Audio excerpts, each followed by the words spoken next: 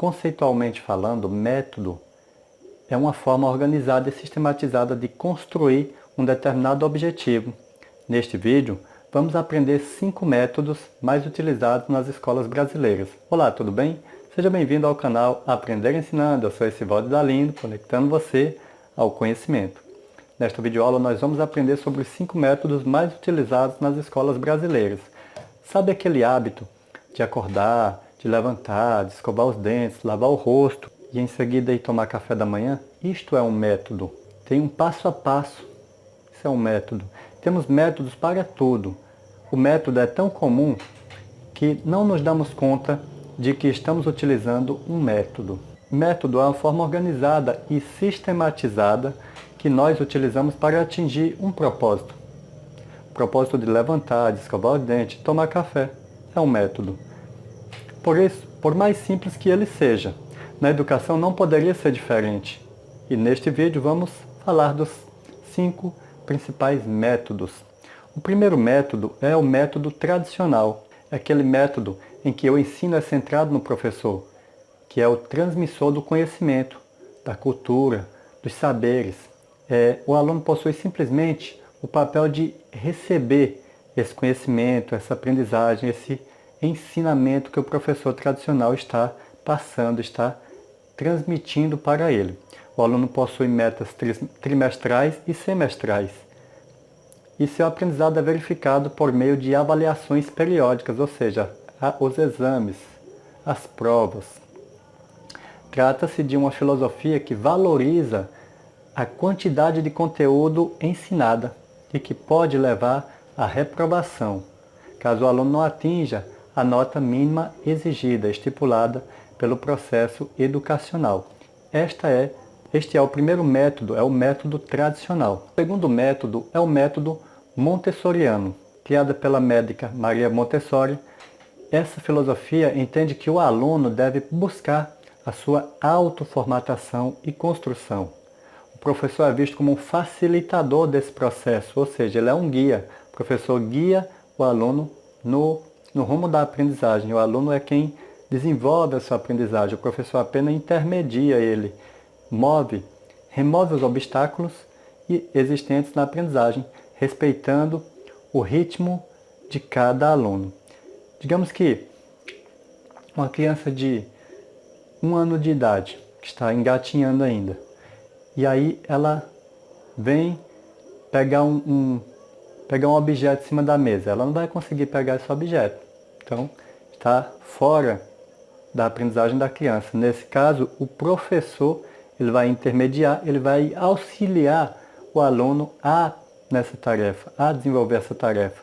Pegar o objeto que a criança quer e entrega no local mais fácil, mais simples, mais baixo, para que essa criança pegue. Então, o papel do professor é orientar e remover os obstáculos da aprendizagem desse aluno. As classes são compostas por crianças de diferentes idades, pequenas, médias e grandes, digamos assim. E todos são estimulados da mesma maneira. O método montessoriano é considerado um dos principais métodos pedagógicos, porque desenvolve o indivíduo como um todo, tornando-os confiante, criativo, independente e com iniciativa. Já visto que o professor ele intermedia, ele guia o aluno, mas ele deixa o aluno ter autonomia de buscar, de desenvolver essa aprendizagem, essa criatividade. O terceiro método é o método Waldorf. A educação possui uma abordagem mais humanista, sem deixar de lado as exigências curriculares vigentes. O processo de aprendizagem integra elementos conceituais, práticos e artísticos, valorizando o papel da imaginação e do desenvolvimento do pensamento analítico e crítico e moral. Os alunos são divididos por faixa etária, o mesmo professor dos 7 aos 14 anos. Nessa metodologia não há repetência e é dada a mesma importância à formação acadêmica, ética e estética dos alunos. O quarto método é o método freiriano, ou seja, o método do professor Paulo Freire, desenvolvido na década de 1960 com estratégia para alfabetizar adultos. Esse método proporciona ao indivíduo mais autonomia, senso crítico e a capacidade de tomar decisões. Para criar conteúdos, o educador, o professor, investiga o universo vocabular dos alunos. Desse modo, para criar conteúdos programáticos, o educador investiga o universo vocabular do aluno, seus modos de vida e costumes da região onde ele vive. Com isso, traz para dentro da escola, para dentro da sala de aula, temas que fazem parte da realidade desse educando, desse aluno, a fim de gerar debates, ao mesmo tempo em que trabalha as dificuldades fonéticas, leitura e escrita. Digamos que o adulto que está na sala de aula seja um pedreiro. Então, o professor vai criar conteúdos programáticos com temas daquela profissão. O tijolo, a colher de pedreiro, o prumo, a linha, o barro e por aí vai.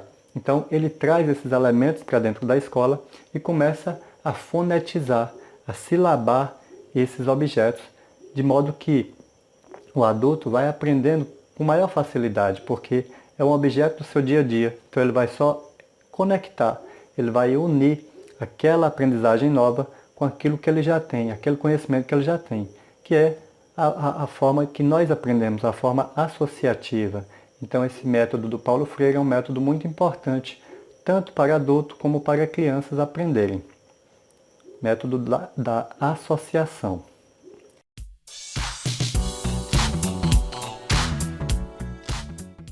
E antes de passar para outra parte do vídeo, eu gostaria de te pedir que nos ajude a te ajudar, se inscrevendo no canal, clicando em gostei, comentando os vídeos, compartilhando os vídeos com os amigos, com os familiares, nos ajudando a te ajudar. Assim o YouTube entende que esse conteúdo é importante e compartilha com mais pessoas, e mais pessoas recebem essa informação, esse conhecimento, e toda a comunidade sai ganhando. Voltando para a parte do vídeo, pessoal, o quinto e último método é o método construtivista, interacionista. Nessa metodologia, o conhecimento é construído ativamente pelo aluno. O professor é considerado um mediador, bem parecido com o método montessoriano. Aquele que, através de situações, de atividades, estimula o aluno, o estudante, a refletir, construir o seu próprio saber e solucionar problemas. Ele é considerado um dos principais métodos pedagógicos da atualidade, porque tem como objetivo criar seres capazes de pensar, de inovar, de inventar e de descobrir coisas novas, de buscar formar mentes questionadoras. Por que que os rios estão poluídos? Por que que as cidades estão tão poluídas? Por que as pessoas, na atualidade, com tanta facilidade, com tanta tecnologia, estão tão tristes? Então, é uma forma de questionar, de buscar o porquê.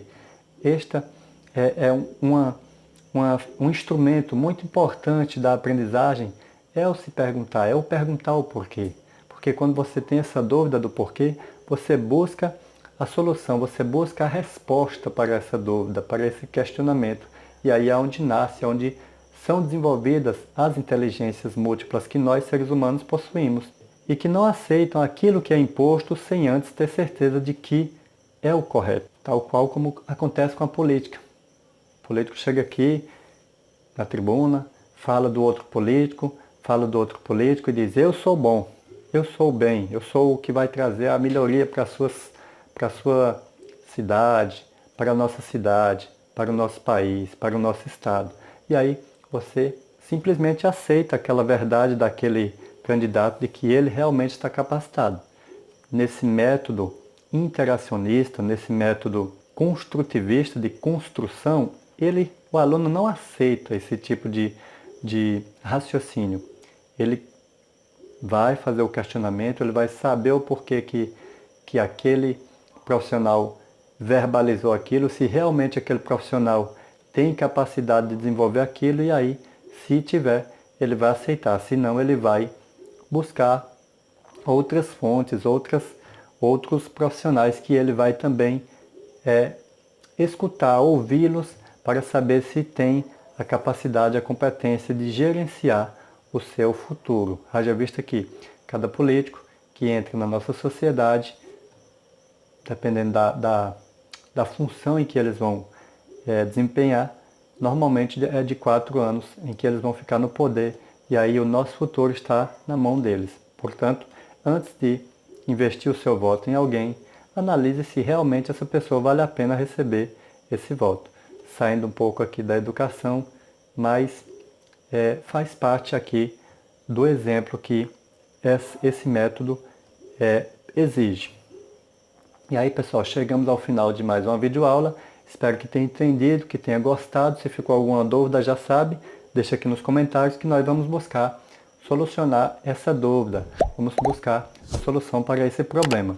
E lembre-se de ativar o sininho para ser notificado sempre que postamos vídeos. Normalmente na terça-feira às 12 horas e 5 minutos e na sexta-feira às 12 horas e 10 minutos. Desejo a você bons estudos, forte abraço, até o próximo vídeo. Tchau, tchau.